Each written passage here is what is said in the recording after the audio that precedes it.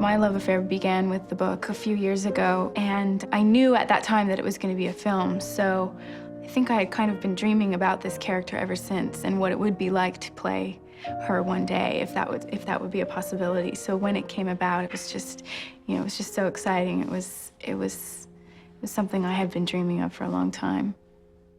Anytime you take on material that's come from another source, it is a real grey area, I think, for the actor, because it's a combination of, you can't help but be influenced by it, even if it doesn't matter which one you read first, whether you read the script first or the book first, they're both going to have a very big influence in your journey and how you perceive the character and then play it. A novel takes a long time to unravel. It can take you on journeys away from the main story and come back to the main story. The author has worlds to paint and things to tell you and ways to engage you that in a movie is immediate. But with words, words have to paint the picture and they just fill up space. I became involved in Time Traveler's Wife when the agent for the book, somebody by the name of Howie Sanders, turned me onto it when it was, I think, in manuscript form. At that time, it was coming out on a smaller independent type publisher, and nobody had any expectation that it was going to be a bestseller. But it was a beautifully written book, and it had a very intriguing conceit. It seemed to us that there was a way to talk about marriage in a way that hadn't been seen before. With this convention of time travel to serve it up, everyone sort of thought, what? How'd she do this? And let's try and render this to film. The first thing I did is a cut and paste of the book, and I literally went through the pages and kept what I thought, you know, had dealt with the themes that I wanted to deal with. And sort of our guiding principle were the themes. And I'd extracted the scenes that immediately had to do with the love story, which was the most intriguing part in the novel to me. It's what I responded most deeply to. And it's also what draws people to the book, you know? And that allowed me to essentially read an edited version of the text and see whether it could stand on its own or not. Robert showed me the cut-up, and I found it a little bit complicating for me. It didn't have exactly the flow that I thought we needed to have, but it suggested that he and I were aiming in the same direction, and I think that's what was important. And then, you know, the only way to show him my cut-up, if you will, was to write it. Starting the movie with the car crash is the day that Henry first discovers he's a time traveler. It had to hit us in a very big way. So the opening of the movie, I could tell, was something that had already formed in Robert's head. He had visualized it dramatically. And it's when Henry, older, first approaches Henry, younger, and says, "I'm you." I know that's hard for you to understand, but you will someday. And to sell that to an audience who's going to be very confused about what's going on is not easy. But I was very concerned about the modulation of time travel, the modulation of the confusion, because I didn't want the audience to be lost, but I wanted them to be unanchored in some way. Look, there's a man in there. What's great about being able to watch the film over and over is that time traveling is very confusing. So maybe you can go back and connect some dots over and over and over again. I love films where you learn a little bit more each time you watch it, and I think this will be that kind of film where you can continue to put the pieces together each time you see it.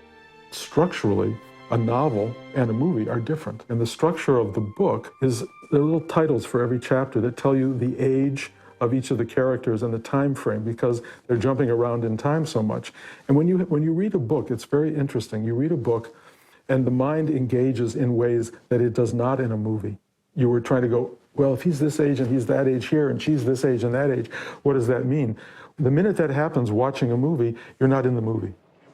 All of a sudden you were A movie, for me, is a completely heart-gut level experience. And occasionally the mind comes into play to sort of engage what's happening. But mostly, movies are not observed in the mind. And often, when your energy goes into your mind to watch a movie, you disengage from the story. And it takes a little while to get pulled back. So I said, I'm not going to do that.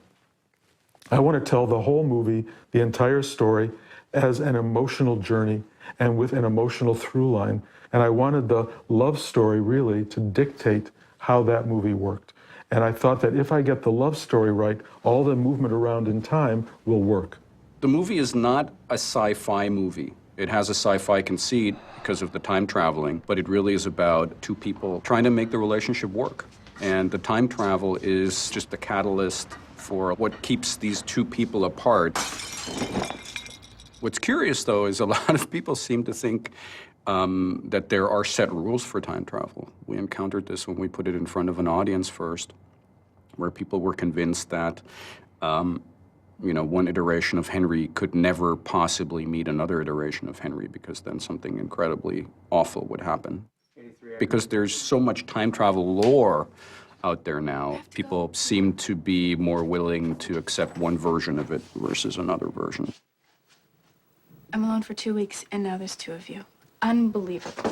I think we understood early on that we could not put two Henrys in the same scene very often, if at all. Certainly not of the same character, because that looks corny on the screen. And as a storyteller who's visualizing it in my mind, the two Henrys look very different, and you could put them there and you could make it work. But the audience immediately goes into trick photography. I stay looking exactly there. And nobody wants to take the audience into that how do they do it place. So I think we were wise not to play with that. Yes, there's probably actually 10 or 15 different Henrys, but essentially I try to keep it roughly within two. We sort of try to simplify it into two time periods, one before he's aware of his life with Claire, and one once he is aware of his future with Claire and how that impacts his behaviour. You want a drink? I don't want to drink.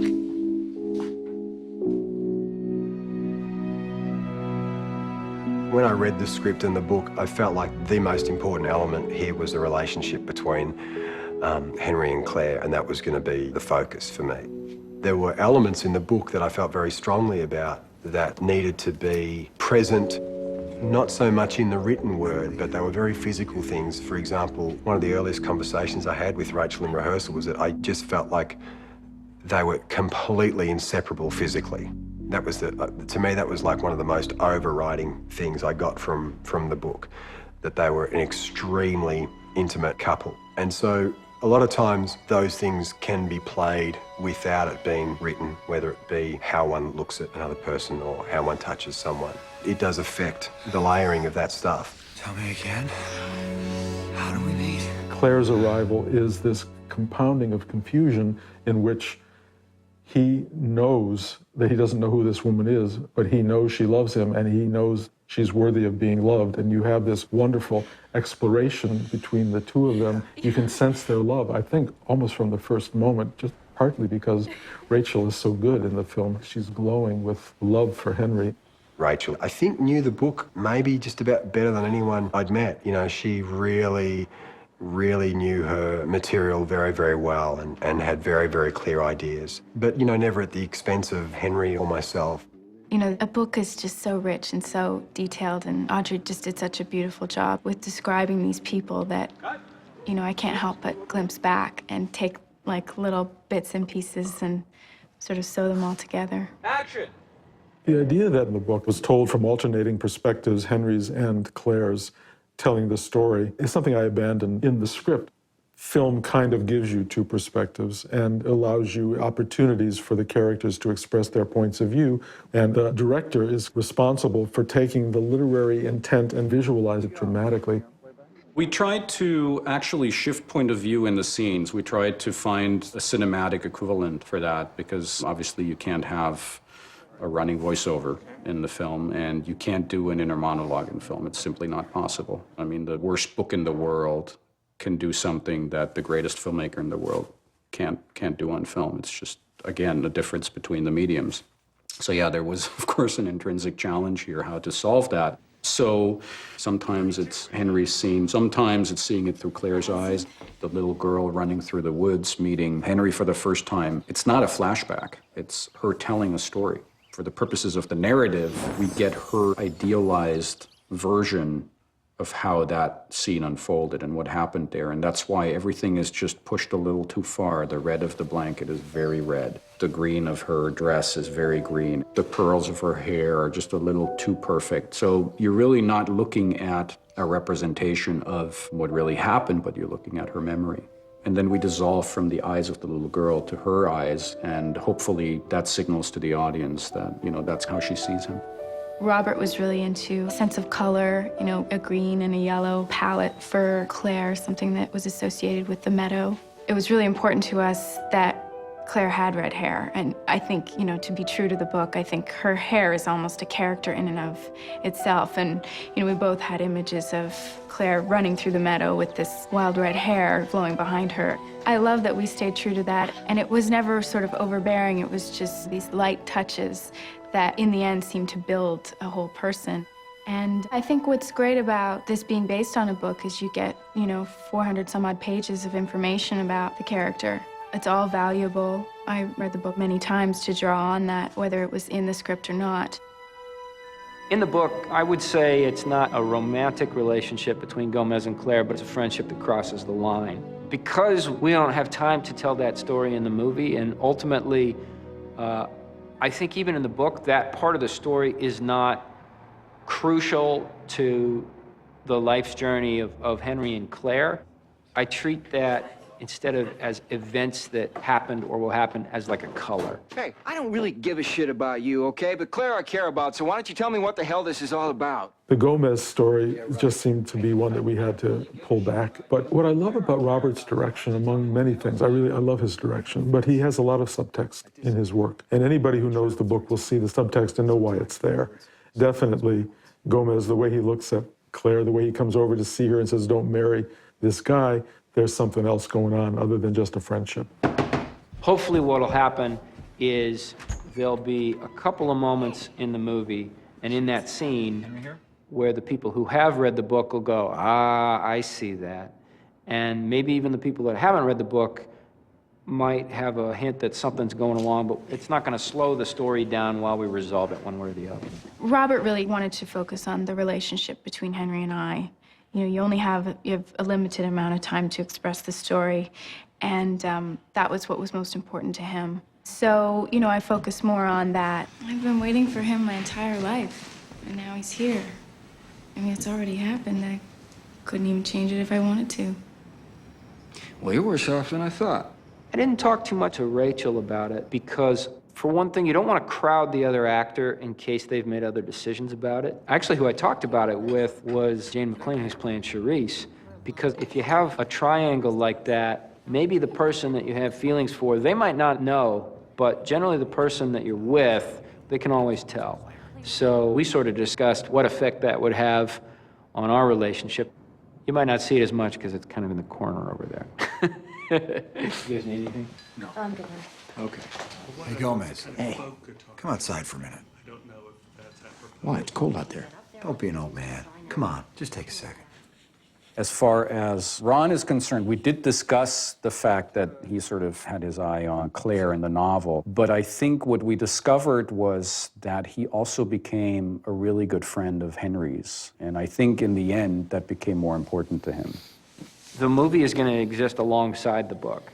And hopefully people are going to see the movie and go, that's a great story, I really want to go read that. And then they're going to read the book and they're going to go, oh, wow, okay, that's terrific. But I think you can get in trouble if you don't give the movie a life of its own. And you can't always trust that people are going to be able to know things that, well, I read the book and it would have said that. If you don't have time to tell it in the movie, you can't assume that the audience knows it, because you have to tell your story for people who haven't read the book and who are maybe going to read the book later as well.